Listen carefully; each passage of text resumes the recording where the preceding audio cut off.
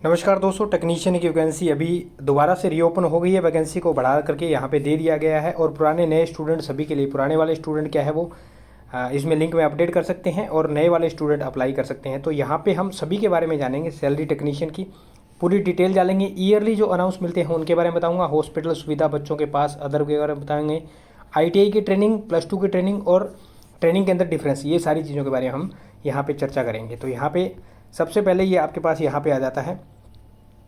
यहाँ पे जो आपकी जो ये जॉब होती है वो L2 लेवल 2 के अंदर होती है। जो आपका ग्रेड पे होता है वो 1900 होता है और ये जो आपकी बेसिक होती है सबसे पहले यहाँ पे 19,900 से बेसिक शुरू हो जाती है। सेम बेसिक रहती है, ITI और +2 सेम चीज़ चलेगी। फ़र्क सिर्फ इतना आएगा ट्रेनिंग के दौरान और ट्रेनिंग के बाद। ट्रेनिंग जो है ITI स्टूडेंट की जो है, जो ITI वाले लगेंगे वो 6 मंथ की ट्रेनिंग रहेगी और जो +2 PCM वाले कैंडिडेट लगेंगे उनकी 12 मंथ की ट्रेनिंग रहेगी। ट्रेनिंग के अंदर इतना डिफरेंस आएगा।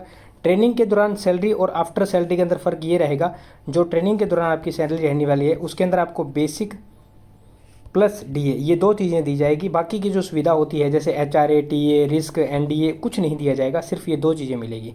जैसे ही आपकी ट्रेनिंग कंप्लीट हो जाती है, ITI वाले की 6 महीने की और +2 वाले जो हैं उनकी 12 महीने की, उसके बाद सारे अलाउंसेस जो आपको मिलते हैं वो ऐड कर दिए जाएंगे। तो यहाँ पर सबसे पहले आपकी बेसिक से शुरू कर लेते हैं। बेसिक यहाँ पर रहती है 19,900 रुपये। उसके बाद डियरनेस अलाउंस महंगाई भत्ता जो कि वर्तमान में 53% चल रहा है, जुलाई 2024 के बाद जो आपका हो जाता है 10,543 रुपये। इसमें कुछ चीज़ें आपको ऐसी देखने मिलेगी जो कि ईयरली मिलती है, वो मैं आपको अलग से बताऊंगा, और कुछ चीज़ें ऐसी रहेंगी जो कई जगह मिलती है और कई जगह नहीं मिलती, और कुछ कटौती ऐसी रहेगी जो कई जगह थोड़ी सी बढ़ जाती है, कई जगह थोड़ी सी कम रहती है। उनके अंदर ज़्यादा फर्क नहीं होता।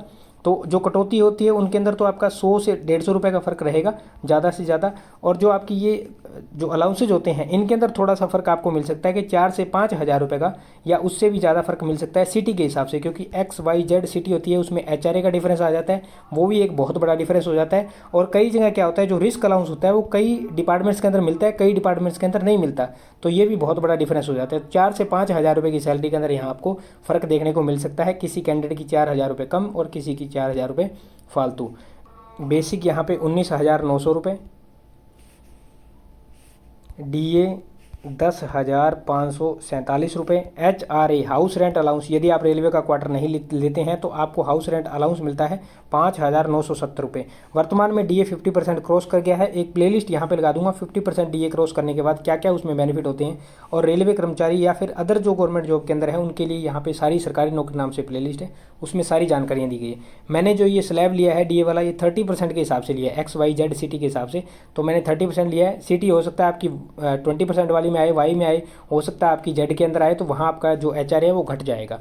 उसके बाद TA होता है। TA आपको अलाउंस जो होता है ये 2,500 रुपये मिलता है। ये तो सभी जगह सभी को मिलता है लगभग। रिस्क अलाउंस की बात हम कर रहे थे, जो रिस्क अलाउंस है ये सभी को नहीं मिलता है, ये लगभग 5,000 के, 4 से 5,000 के समथिंग मिलता है, और कई जगह ये थोड़ा सा बढ़ भी जाता है। तो ये सभी को कर्मचारियों को नहीं मिलता है। इसको आप घटा भी सकते हो जब आप सैलरी यहाँ पे पूरी कैलकुलेट करोगे। उसमें 1-2 अलाउंस यहाँ पे और होते हैं जो आप करोगे तो मिलोगे, जैसे ये एक ट्रांसपोर्ट अलाउंस होता है, एक ये ND होता है, नाइट ड्यूटी अलाउंस। ये जब आप नाइट की ड्यूटी करते हो तो आपकी जो बेसिक होती है उसकी कैलकुलेशन की जाती है, एक फॉर्मूला होता है उसके हिसाब से। तो ये भी कर्मचारियों को 2 से 3,000 रुपये यहाँ पे मिलता है, इसको हम नहीं जोड़ रहे।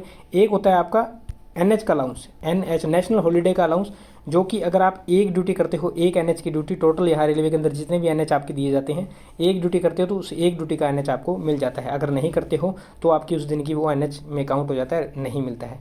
तो यहाँ पे टोटल इनको हमने अब जोड़ लेते हैं, जो हमने जोड़ा था 19,900 बेसिक हो गई थी, प्लस में DA 10,547 रुपये, प्लस में आपका HRA 5,970 रुपये, प्लस में आपका TA 2,500 रुपये, प्लस में आपका रिस्क अलाउंस 5,000 रुपये।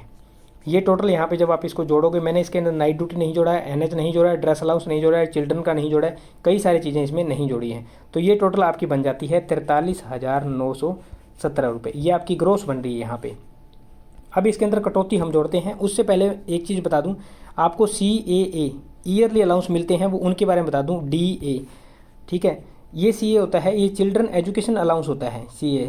तो इसके अंदर क्या होता है, जो आपके 2 जीवित बच्चों तक रेलवे के द्वारा ये दिया जाता है, जो कि अभी 50% DA होने के बाद 36,000 रुपये है। और डीए होता है, ये ड्रेस अलाउंस होता है, इसके अंदर जूते वगैरह सारा जोड़ दिए जाते हैं। ये 50% डीए होने के बाद 6250 रुपये हर एक कर्मचारी को यहाँ पे ये दिया जाता है। तो ये 2 अलाउंसेज आपके ईयरली होते हैं जो कर्मचारी को मिलते हैं। एक रेलवे के अंदर 78 डेज़ का बोनस दिया जाता है, 78 डेज़ का बोनस। ये 78 डेज़ का आपकी बेसिक इंटू 78 डेज़ को कैलकुलेट किया जाता है, यानी कि पर डे के हिसाब से। जैसे आपकी 19,900 बेसिक है तो इसको डिवाइडेड बाय जितने भी दिन, मान लीजिए 30 डेज है तो एक दिन का निकल के आ गया, इंटू मल्टीप्लाई बाय इसको 78 कर दोगे तो ये पर डे के हिसाब से निकल जाएगा। लेकिन ये अभी जो वर्तमान पे कमीशन है, 7th पे कमीशन, उसके हिसाब से नहीं दी जा रहा, ये 6th पे कमीशन के हिसाब से दिया जा रहा है। अगर इसको 7th पे कमीशन के हिसाब से जोड़ोगे तो ये लगभग आपका 45-50 हज़ार रुपये के समथिंग बनता है। लेकिन वो अभी नहीं मिल रहा आपको 6th पे कमीशन के हिसाब से। जो आपकी बेसिक 7000 थी ना, 7000 रुपये, उस 7000 को डिवाइडेड बाय 30 करके मल्टीप्लाई बाय 78 करके ऐसे इसको कैलकुलेट कर जाए, जो कि लगभग 17,951 या 54 ऐसा कुछ बनता है ये 78 डेज़ का। तो ये दिया जाता है। अब जो हमने टोटल कैलकुलेट किया था उसके अंदर से कटौती कर लेते हैं। कटौती में सबसे पहली जो चीज़ आपकी आती है वो होती है NPS, नेशनल पेंशन स्कीम इसको बोलते हैं। ये सबसे बड़ी कटौती है जो कि कर्मचारी का 10% का काटा जाता है। किस चीज़ का? बेसिक प्लस डीए का 10%, बेसिक प्लस डीएनएस अलाउंस महंगाई भत्ते का 10%। तो ये जो आपके बेसिक प्लस डीए है इसका 10% बनता है 3044 रुपये। और ये जब आपका काटा जाता है 3044 रुपये NPS, तो इसके अंदर गवर्नमेंट का भी कंट्रीब्यूशन रहता है। ये सारा इकट्ठा होकर जुड़ के गवर्नमेंट का कंट्रीब्यूशन 14% रहता है आपकी बेसिक प्लस डीए का, और कैलकुलेट करके आपके खाते के अंदर जमा हो जाता है। जब आप रिटायर होते हो तो वहाँ पर आपको ये टोटल जो आपका जितना भी बन गया टोटल का 60% आपको दे दिया जाता है। फिलहाल जो स्थिति है उसके हिसाब से बता रहा हूँ। और 40% जो आपका बचता है, रिमेनिंग होता है, उसके ऊपर आपको न्यू पेंशन या नेशनल पेंशन स्कीम के हिसाब से पेंशन गवर्नमेंट के द्वारा मंथली दी जाती है। उसके बाद जो कटौती होती है 3044 रुपये NPS की। उसके बाद एक इंस्टीट्यूट की कटौती होती है जो लगभग सब जगह के अंदर होती है रेलवे के अंदर, तो ये 10 रुपये के।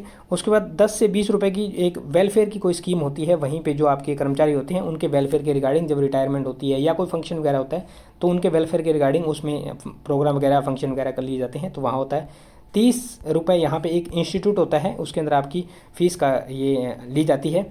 उसके बाद 200 रुपये यहाँ पे आपसे काटे जाते हैं। किस चीज़ के?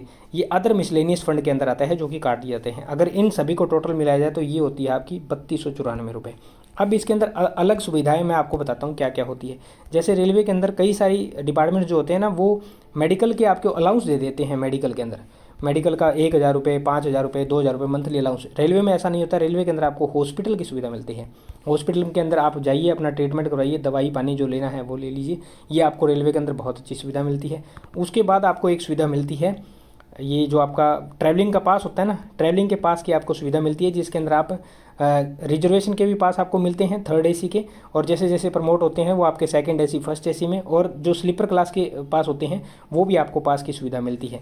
ये 4 से 5 पास आपको ईयरली रेलवे के द्वारा दिए जाते हैं। उसके बाद जैसे ही आप रेलवे का ट्रैवलिंग करते हो तो ये जो पास है वो यूज़ करके आप अपनी बुकिंग करवा के फ्री में ट्रैवल रेलवे के अंदर कर सकते हो। ठीक है। इसके बाद यहाँ पे आता है जो हमने टोटल हमारी ग्रोस कैलकुलेट की थी। अब इन हैंड सैलरी की बात कर लेते हैं। वो हमारी बन रही थी यहाँ पे 43,917 रुपीज़, 43,917 रुपये। इसके अंदर से निकाल देते हैं हम 3294 रुपये हमने कैलकुलेट किया था क्या NPS का, और जो टोटल कटौती होती है उसका। उसके बाद में आपकी बच जाती है 40,623 रुपये। ये आपकी तब बन रही है जब मैंने इसके अंदर ना तो NH को जोड़ा है, और ना ही आपके NDA को, नाइट ड्यूटी अलाउंस को जोड़ा है, और ना ही आपके ड्रेस अलाउंस जो मंथली मिलता था पहले, अभी उसको ईयरली कर दिया है। एक महीने का कुछ एक मिलता है तो उसको ईयरली कर दिया, उसको भी नहीं जोड़ा है। और ना यहाँ पे बोनस जुड़ा है, और ना यहाँ पे चिल्ड्रन वाला ही मंथली कैलकुलेट होता है, लेकिन मिलता ईयरली है, जुलाई के महीने के अंदर आपको दिया जाता है। तो यहाँ पे 40,000 समथिंग ग्रोस आपकी यदि आप रेलवे के अंदर अभी लगते हैं तो यहाँ पे मिलती है। उसके बाद आप प्रमोशन होते हो, और प्रमोशन के रिगार्डिंग अलग से वीडियो बनाएंगे जिसमें आप 3 से 2 के अंदर आ जाते हो, और 2 से आप 1 के अंदर आ जाते हो, फिर आप सीनियर टेक्नीशियन के पोस्ट पर पहुंच जाते हो। उसके रिगार्डिंग अलग से वीडियो बना देंगे। उम्मीद करता हूं जानकारी समझ पाएंगे। अगर कोई चीज़ और जानना चाहते हैं तो कमेंट सेक्शन में कमेंट करके बताएं।